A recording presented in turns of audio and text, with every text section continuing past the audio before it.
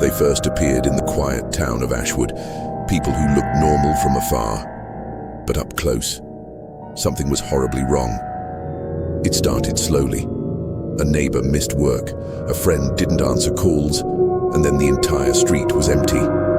At first, people thought it was a coincidence, but Ashwood was far from normal. One night, Sarah heard footsteps outside her window. She peeked through the curtains and froze. It was her husband, or someone who looked exactly like him. But his face was smooth, blank, and featureless. He just stood there, motionless, staring straight at her. The next morning, Ashwood wasn't the same. People, if you could call them that, roamed the streets. They walked in perfect silence, moving stiffly with smooth faces that reflected no light. Everyone who saw them locked their doors and prayed they wouldn't knock.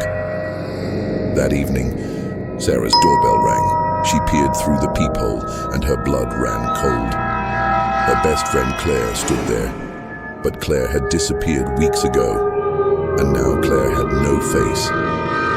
The knocking grew louder and louder. Terrified, Sarah fled to her attic and found an old journal hidden in the floorboards. The faded pages revealed a horrifying truth. The faceless ones come when a town forgets its own. They replace those who are ignored, abandoned, forgotten. Sarah packed her car and drove out of Ashwood as fast as she could.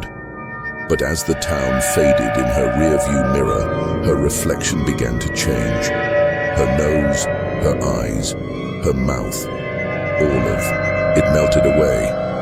She screamed, but no sound came out. She pulled over and looked into the side mirror. Her face was completely blank, smooth, empty, gone. In the distance she saw them, the faceless ones walking toward her, waiting to take her home.